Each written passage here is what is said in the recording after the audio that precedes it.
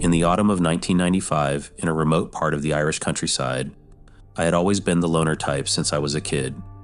My friends could be counted on one hand, and I spent most of my time playing Sonic the Hedgehog on my Sega Mega Drive console or various other games that had been with me since childhood. As I got older, when I turned 22, I started taking long walks to explore. I would wander through pine forests past ancient cemeteries with Celtic headstones, and that's where my obsession began, trespassing into places I wasn't supposed to go.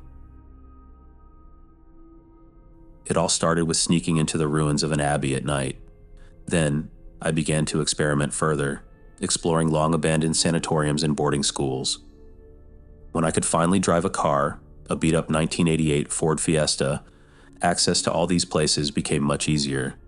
Sure, I took one of my few friends along once or twice, but to be honest, I enjoyed it more alone. One of my quirks was the fact that I was never afraid to explore such places at night. Or perhaps I should use the past tense and say I used to not be afraid. Back then, my method for finding these abandoned buildings was much more old-fashioned. I would usually go to the town library and look through old survey maps and property archives. I would search for buildings that appeared isolated in unexpected places. From there, I'd make a list of 5 to 10 locations and try to visit them all in one day.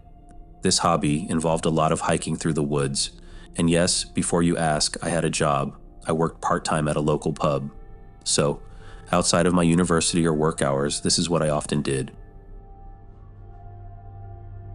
One day, one of the places on my list turned out to be a small derelict chapel. I had to park my car on a narrow dirt road and continue on foot.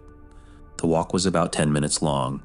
I always wore cargo pants and sturdy leather boots so I could move quickly through the woods without getting hurt. I started noticing old rusted oil drums and other debris scattered about, signaling I was close. Then I saw a clearing in the distance, and there it stood, an old weathered stone chapel standing alone in the middle of the woods. There was an old well right in front of the building. I went over to see if it had been sealed, but it hadn't. I looked down inside and the bottom was so deep that only darkness was visible. However, when I stopped and listened, I heard something from down there.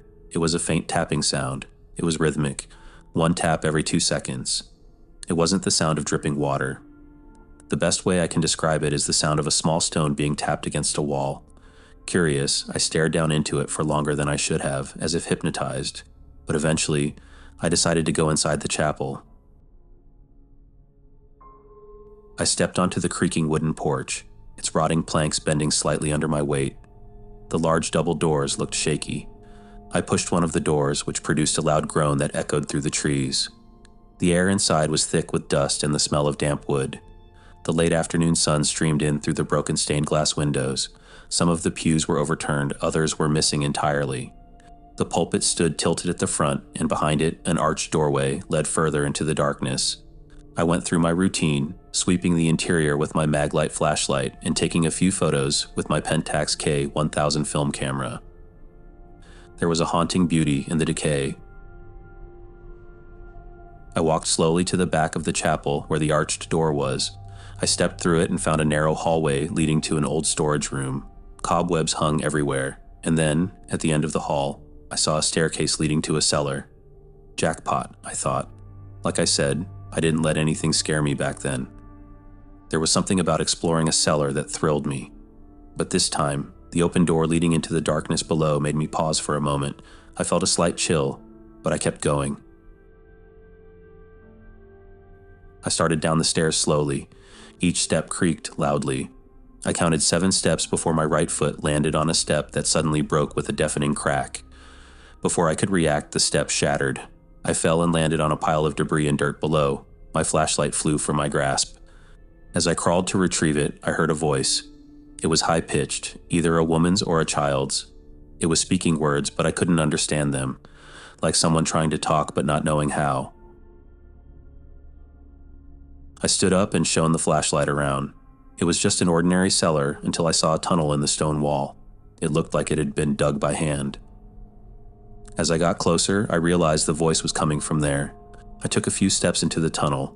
The walls were rough. My flashlight started to flicker. I hit it a few times until it steadied, but the voice grew louder. Then it stopped. Everything was silent. Then I heard the tapping again. 2 seconds later, another tap. The same rhythm and sound as in the well. The sound grew louder. My heart was pounding. I turned and ran. I got to the stairs and remembered the broken step. I pulled myself up by grabbing the sides of the staircase. My flashlight fell, but I didn't care. I reached the top and didn't look back. I ran through the hallway, across the main room, and out the front door. I ran past the well and paused for a moment. The tapping sound was gone. It was completely silent. I looked down the well one more time, still pitch black. After that, I ran through the woods, getting back to my car much faster than when I had arrived. I cut the day short and didn't explore any other places on my list. It was one of those experiences where you don't know what to think and you just drive home in silence without the radio on. I didn't completely give up my exploring hobby, but I took a long break after that. I admit I was terrified. Maybe it was just some other teenagers messing around in there, but I don't know.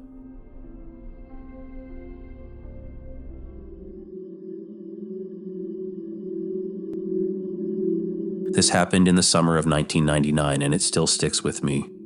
My friends, let's call them Javier and Marco, and I often spent our holidays adventuring in the Andalusian countryside in Spain. One day, out of boredom, we decided to look for a remote waterfall deep in the woods near an old finca estate. However, we were chased off by an old groundskeeper and his fierce sheepdog. We tried to hide, but the dog found us, and the keeper threatened to call the Guardia Civil, though strangely he just called a friend instead.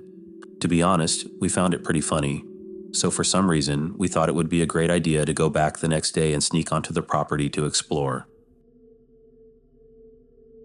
It was about an hour before sunset, and this property was vast, spanning hectares upon hectares of olive groves and vineyards. We had to hike through the same dense forest as before. Even though we brought a paper map, it was still easy to get lost. I remember thinking we had to get out of there before dark. At first, everything seemed normal. We admired the majestic Andalusian horses and even petted them. I remember thinking it was strange for an estate this large to only have horses. I compared it in my mind to my uncle's farm in France, which was much smaller but had all sorts of livestock. I just brushed it off, thinking maybe the owner specialized in breeding horses. After walking through the woods, we reached the wire fence surrounding the property. Javier led the way, I was in the middle, and Marco was behind us. That's when we found a dilapidated Cortijo farmhouse with several luxury cars and an old broken-down caravan parked nearby. We were shocked and snuck around the cars. There was also a very creepy old bodega, wine cellar. It was an insane sight. There were a couple of Mercedes G-Wagons, a Maserati, a classic Alfa Romeo, and even a Porsche 911. The deeper we explored, the more we realized we probably shouldn't be here, as some of the cars were partially dismantled. We suspected it was a chop shop for stolen cars. After looking at all the cars, Javier decided to check inside the caravan. While Marco kept watch, I held the door for Javier. There was clear evidence someone was living there: a makeshift bed, stacks of canned food, and other personal items. Even though the caravan was in terrible shape, we knew it was someone's home, so we got out of there quickly. Oh, and there was also a pile of car tires inside. We weren't there to damage anything, just to look around. We snuck to the back of the property. There were a few old vans to the side, and we concluded they were probably used to manage the estate. Near the decrepit wine cellar, we smelled a foul, pungent odor. We just brushed it off and laughed, joking that it could be a dead body. None of us really believed it, though. Suddenly, we heard the gate at the property's entrance open and slam shut. It was about 300 meters away from us. We were heading back to the tree line because we didn't want to be seen, and that's when a van turned onto the path we were on. It was dusk and its headlights were on. We immediately ran into the forest, unsure if we had been spotted. We should have left right then, but instead we decided to explore the other side of the property. After walking along the perimeter, there were more horses, and eventually we reached the main house. Again, it looked incredibly run down. About 20 meters to its right was another caravan, an old Airstream that probably hadn't moved in 50 years as it was completely covered in vines. Right next to it was a small motorboat on a trailer, also covered in vines. We managed to open the caravan door but didn't want to make too much noise since we were so close to the main house. We snuck around the house and saw what was possibly the most valuable car on the property. Even though it was old and worn, it was still an incredible sports car, a classic Lancia Stratos. I didn't take any pictures because we were still close to the main house and the horses were getting restless. At the edge of the property, there was another boat and an old industrial freezer. Javier looked around the boat, and the freezer was about 4 meters deep in some very thick brush. We joked again about the possibility of a body being in there. As we got closer to the freezer, the foul smell returned, stronger than before, like the stench of death. We decided to back away, not wanting to open it in case there was something in there we really didn't want to see. We were starting to get a bad feeling, and as we were on our way out, Marco started to hear something. We stopped and listened, and we heard it too. I can't describe it clearly. Maybe it was just normal forest sounds, but it felt like it was getting louder because we were paranoid. The vegetation was head high, and there was a large pile of rocks where we each took turns standing to get a better view. When Javier got up, we were still laughing. Then he turned to us, his face pale as if he'd just seen a ghost. He wouldn't speak, so I decided to climb the rock and see for myself. What I saw is forever burned into my brain. Above the vegetation, I saw a man sitting at a patio table with a black cat on his lap. That wasn't the scary part. When I looked at his face, there was no hair, no eyes, no mouth, no nose, no facial features at all. His face was pure, flat white. You can call me crazy, but I know what I saw. We were about 15 meters away, and it felt like the man was staring at us. There was also a woman with him who made direct eye contact with me, and that's when she started running in our direction, as if to cut us off. I don't know if the man's face was real or if it was covered in some kind of plaster mask or bandages. I still can't decide. After that, we ran as fast as we could. It was dark by then, and we had a long walk through the forest to get back. We felt like we were being followed almost the entire way, hearing the sounds of footsteps and snapping twigs behind us. We tried to stay quiet, but also move quickly. We finally made it back to the car and made sure no one had followed us. I still have no idea what that was, or if it was even human, but I can never forget this experience, and I know none of us will ever go back.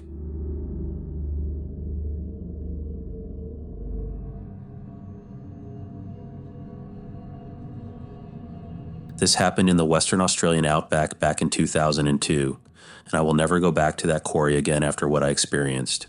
A little backstory to make this make sense. The first time I went to this quarry, it was already pretty sketchy. Me and a couple of my mates, let's call them Leo and Sam, went there to go cliff jumping after hearing stories from other backpackers. We found out it was only about half an hour from the small town we were staying in. Leo was 20 and I was 19, so we figured going there in Leo's old Holden Ute would be a brilliant idea. As soon as we arrived, the vibe felt really suspicious. There was a red dirt road that led to the quarry and looped around it. To the left were a few rundown corrugated iron sheds, and to the right was a wire fence that surrounded a rocky path down to the water. As we drove down the road in Leo's car, there were tons of warning signs saying things like no trespassing or blasting zone. There was even a large piece of plywood with hand-painted letters that read, "Trespassers will be prosecuted. Survivors will be prosecuted again." It's important to note that in the Aussie outback, property owners are very serious about their land.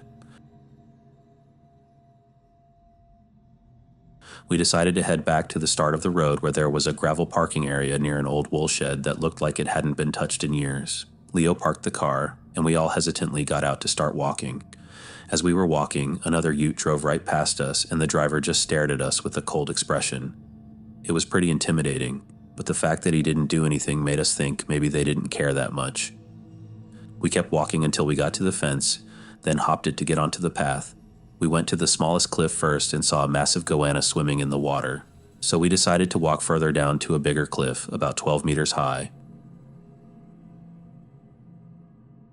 After checking the depth, we spent about an hour jumping off that cliff before we got bored and moved on to the next one. As we were walking at the far end of the quarry, we saw a black Toyota Land Cruiser pull up. The woman inside was probably in her mid-40s. She rolled down her window and yelled, "What are you doing on my property?" It shocked all of us. I responded in an innocent voice, "What do you mean? We thought this was public land." She knew we were lying and snapped at us again. Then she said something I'll never forget. She picked up a two-way radio and said, "Bruce, get the rifle." Me, Leo, and Sam froze in terror. She told us to follow her and drove slowly toward a gate. We decided to comply. We all said we were extremely sorry and that we would never come back. She finally let us go after saying the police were on their way, so we'd better get out of there before they arrived. We thanked her and ran faster than we thought possible. We jumped in the car and left. I wish this was the end of the story, but it's not. A few months later, Leo asked if I would go to the quarry again. I reluctantly agreed, as long as we went with a bigger group. We got 5 people together and went back in my car. After about an hour, we arrived at an old, unused community hall where we would park, which was about a 2-minute walk from the quarry. We didn't want the woman to see our car and get our license plate number. We walked down the dirt road and passed a few cars. A car pulled up next to us, and a guy in his early 20s told us to watch out for a black Land Cruiser. We laughed and told him what happened the first time we were there. We hopped the fence again and decided to go to the second spot so we would be at least a little hidden from the main road. We were there for about an hour having a good time when a silver Mitsubishi Delica van pulled up at the end of the dirt road, about 25 yards away. It wasn't the black Land Cruiser, so we didn't immediately run, but we started packing up our stuff just in case. Most of our spot was obscured by trees. We waited there for about a minute, thinking the driver was just doing something in the car, when we heard 2 extremely loud and close shotgun blasts. Those shots scared the hell out of us. The exit to the quarry wasn't very close, maybe about 300 meters away. I led the way with my friend Aiden not far behind. I heard more shots about 40 yards away, and it sounded like he had fired about 8 shots so far. But when I looked back, I couldn't see the guy shooting at us. We got to the fence, jumped it, and were now on the main dirt road. As luck would have it, the guy who had warned us about the Land Cruiser earlier was there in his white Ford Falcon Ute. We begged him for a ride, and he drove us back to the end of the property. We thanked him and then sprinted back to the car. We all piled in and drove off, never looking back.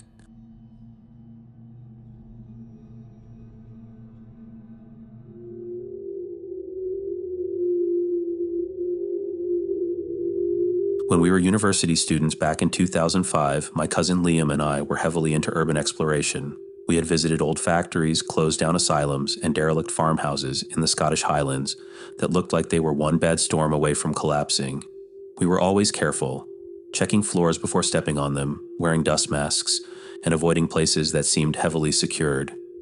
However, there was one place we had talked about for months, an abandoned old manor house on the edge of Loch Avon. It was the kind of property you only ever saw from a distance. Set far back from the main road behind a series of tall wrought iron gates that had buckled inward years ago. Scots pines and overgrown shrubs ran wild around the driveway, hiding most of the place. Local rumors about it were endless. The most common story was that a wealthy family had lived there in the 80s before suddenly disappearing. People claimed they left in the middle of the night with nothing. Furniture, clothes, dishes, even family photos were supposedly still inside. The property had just sat there, rotting, for over 2 decades.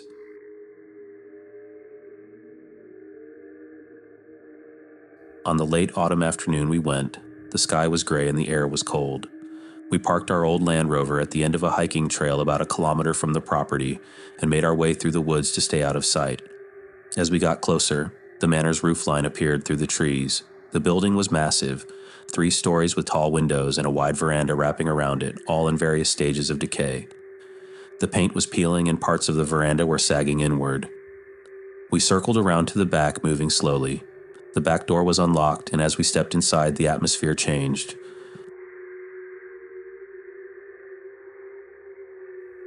The air inside was still, with the faint smell of loch water and dust. The kitchen was the first thing we saw, looking like it was frozen in time. Dishes were neatly stacked on a counter, and a teacup was set beside the sink.